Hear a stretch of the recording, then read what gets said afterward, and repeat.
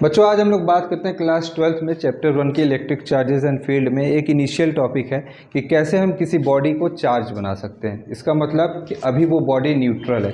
देखिए, अगर हम किसी भी बॉडी या किसी भी ऑब्जेक्ट को लेते हैं तो हम जानते हैं वो बॉडी मिलियंस ऑफ एटम से बनी होती है।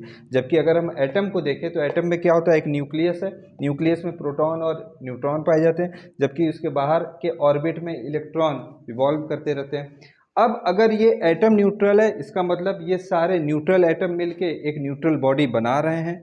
क्या हो रहा होगा, अगर ये एटम न्यूट्रल है तो नंबर ऑफ प्रोटॉन और नंबर ऑफ इलेक्ट्रॉन इक्वल होंगे, क्योंकि देखिए इलेक्ट्रॉन और प्रोटॉन के चार्जेस अलग अलग होते हैं। अगर इनके नंबर सेम होंगे तभी ये आपस के चार्जेस को कैंसिल कर रहे होंगे और एक न्यूट्रल एटम के रूप में आ रहा होगा और इस सारे न्यूट्रल एटम मिलके एक न्यूट्रल बॉडी बना रहे होंगे। ठीक है, अगर हम इस न्यूट्रल बॉडी को एक चार्ज बॉडी बनाना चाहें, इसका मतलब हमको नंबर ऑफ प्रोटॉन और इलेक्ट्रॉन में जो बैलेंस है उसको इम्बैलेंस करना होगा। देखिए यही बात यहाँ पे लिखी हुई है, to make a body charge we need to imbalance the number of proton और इलेक्ट्रॉन। अब प्रोटॉन को हटाना या प्रोटॉन को एक एटम में डालना पॉसिबल नहीं है, क्योंकि वो न्यूक्लियस में पाया जाता है। इसके लिए इजी रास्ता ये होता है कि उस एटम में या तो हम सुटेबल एनर्जी देके इलेक्ट्रॉन को अंदर डाल दें या इलेक्ट्रॉन को बाहर निकाल लें।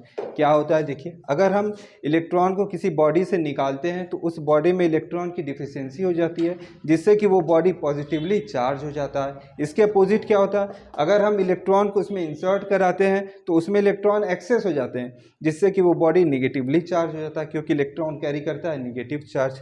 तीन केसेस से आप इसको समझ सकते हैं।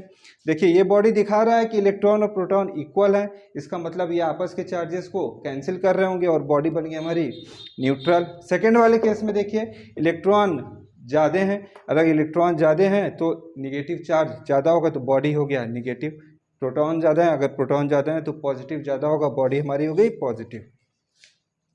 ये तीनों बॉडीज अपने कैरेक्टर शो कर रहे हैं according the number of electron और प्रोटॉन। मतलब हम इनके कैरेक्टर को डिसाइड कर पा रहे हैं कि ये न्यूट्रल है, निगेटिव है, पॉजिटिव है। ये कैरेक्टर कहाँ से डिसाइड हो रहा है, कैरेक्टर डिसाइड हो रहा है हम लोग कंपेयर करने के बाद कि इनमें इलेक्ट्रॉन और प्रोटॉन के नंबर्स कितने हैं। इक्वल है तो न्यूट्रल, ज़्यादा है तो निगेटिव, कम है तो पॉजिटिव। तो बाय कंक्लूजन हम लोग बोल सकते हैं कि अगर हम किसी बॉडी को चार्ज बनाना चाहते हैं, it means to make any body charge only electron is responsible.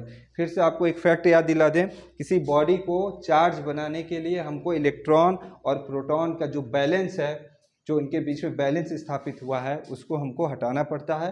तो प्रोटॉन को या तो इंसर्ट कराइए या निकालिए, ये पॉसिबल नहीं होता है। तो इजी रास्ता होता है इलेक्ट्रॉन को इंसर्ट कराने का या निकालने का। इसका मतलब बॉडी को चार्ज बनाने के लिए मेन रोल प्ले करता है हमारा इलेक्ट्रॉन, न कि प्रोटॉन। उम्मीद करते हैं टॉपिक आपको समझ में आया होगा।